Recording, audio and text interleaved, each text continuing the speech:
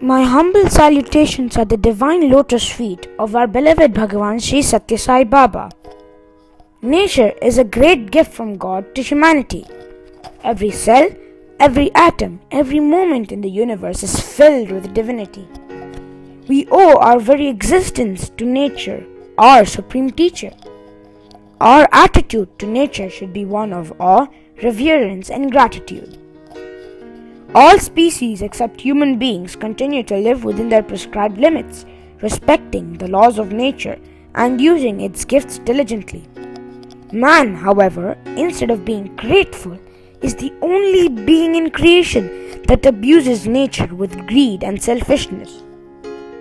Swami has said that pollution outside is a reflection of pollution inside our minds. The fundamental cause of our environmental problem is man's greed, selfishness, and disregard of the laws of nature, and the neglect of the core human values of truth, right conduct, peace, love, and non-violence. The best way to address this problem is to place a ceiling on our desires by reducing wasteful consumption along with other positive actions to conserve precious natural resources. The students of SSC Group 1 and 2 have tried to capture the essence of Swami's teachings on respect for nature and environment through a play entitled Save the Planet.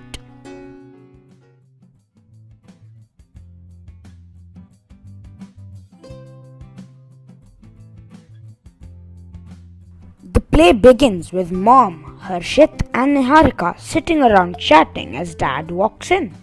Harshit? Harshit. Oh, there you are. Harshit, what did you do in school today? Well, we learned about garbage, Dad. Garbage? Oh, I don't think that's a subject for the dinner table, Harshit.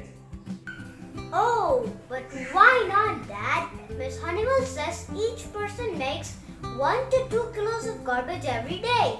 For homework, she told us to write a list of stuff we throw away as garbage. A kilo of garbage a day? No way! I don't make a kilo of garbage a day. Niharika, you know what? There are statistics that teenagers make more than 2 kilos of garbage a day.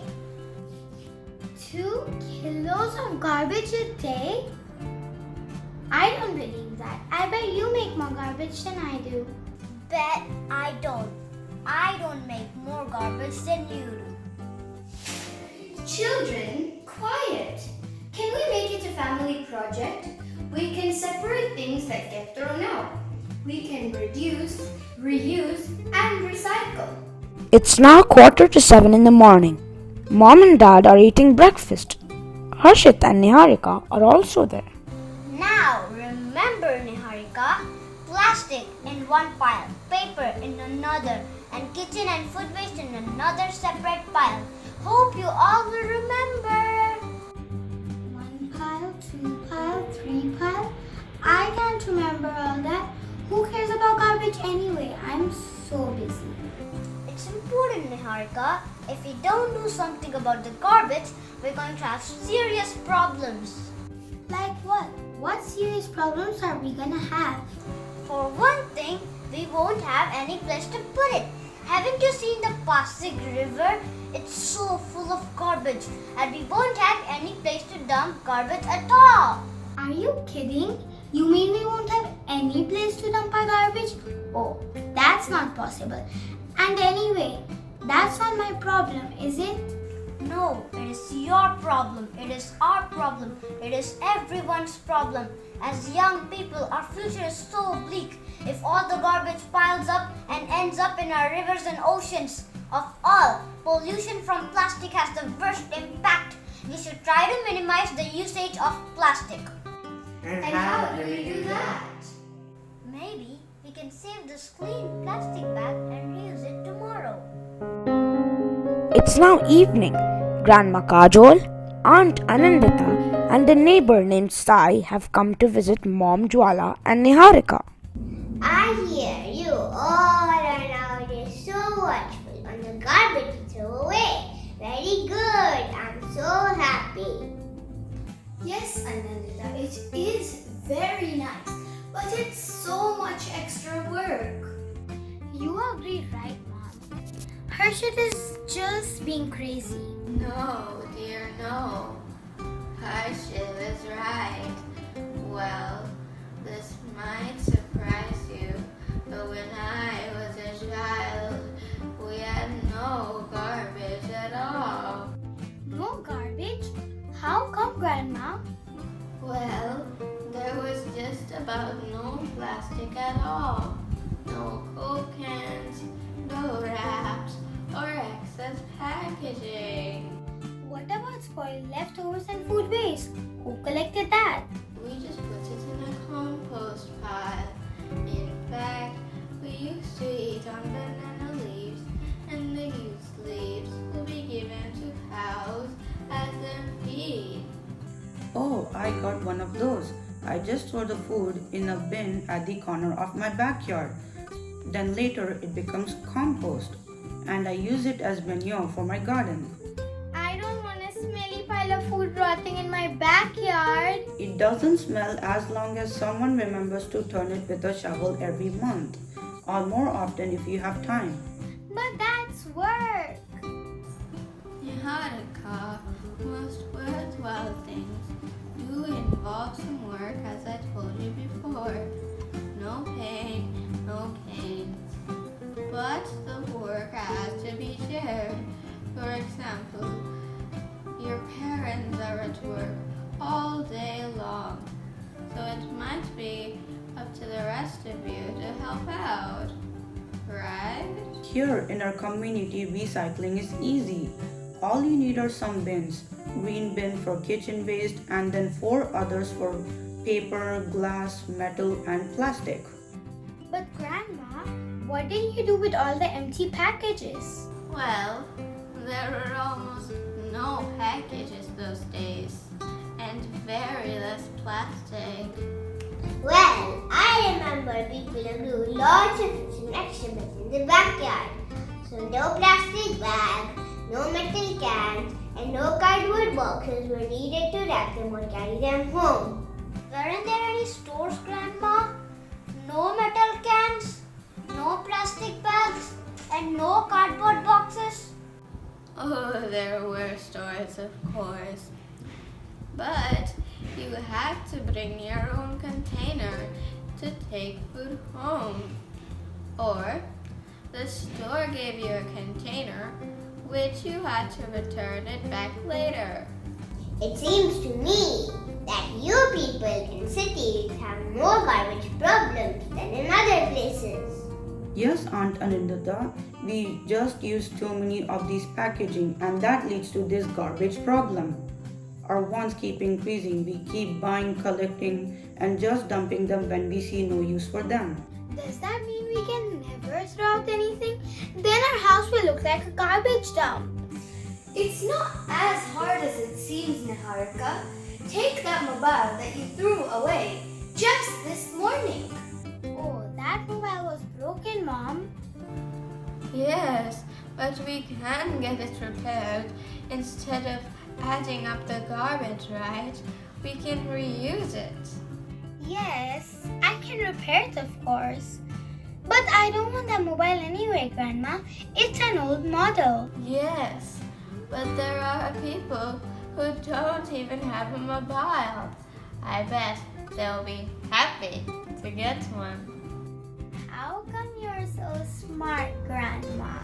Niharika, most things which are worthwhile do involve some work, as I told you before. Instead of buying Diet Coke, Diet Pepsi, and the likes, following the trend, why don't we make zero garbage a trend, right? Oh, a zero garbage trend? Does that mean we go on a garbage diet instead? What? Have you learned now? Yes, Ma. Management of garbage is more than just dumping it. It's not that easy, but it is very important. We should do it without cribbing. Even kids will have fun in deciding whether or not to throw away anything. It's important, right, Dad, Mom, and Niharika? Our family should go on a garbage diet. It is not enough to just talk about it. Everybody has to do something about it. It would be awesome if every family went on a garbage diet. Yay! If we follow the zero garbage trend, then we would have the world's smallest garbage dump. Yes, we might have the world's smallest garbage dump, but we will also have the world's cleanest water. Harshit has taught us that. Niharika's friend Ria comes to take her and go out for shopping.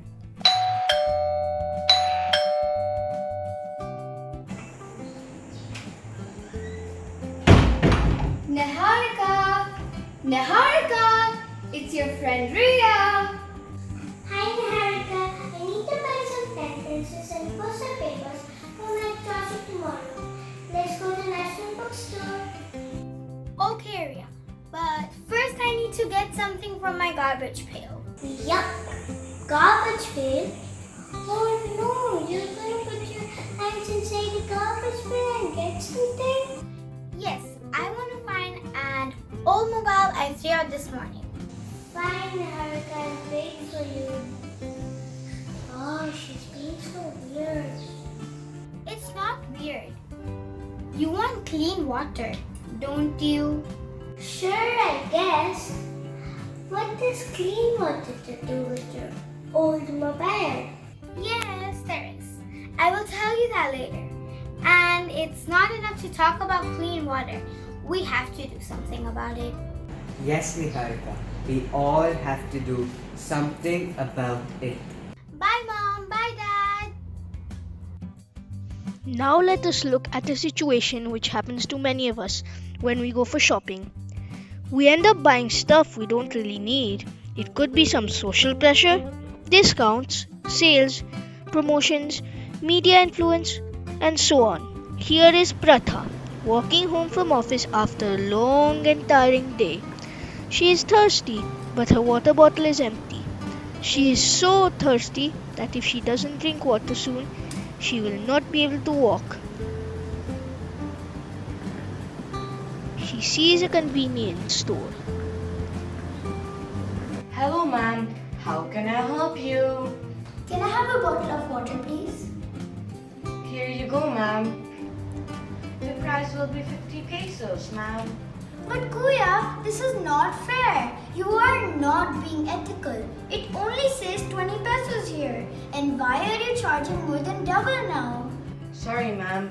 That's the price now. If you want water, you pay 50 pesos and take it. Otherwise, I'm sorry. I will take it. Do I have any choice? No.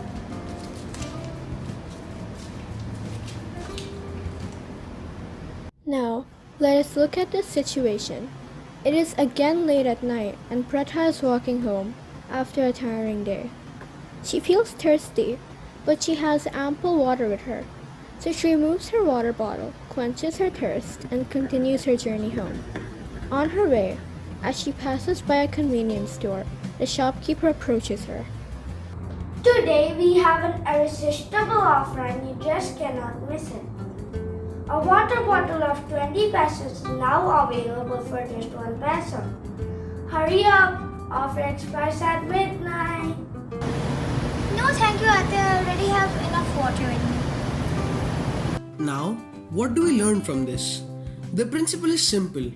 If there is a genuine need, it is okay to pay even 50 pesos for a thing costing 20 pesos.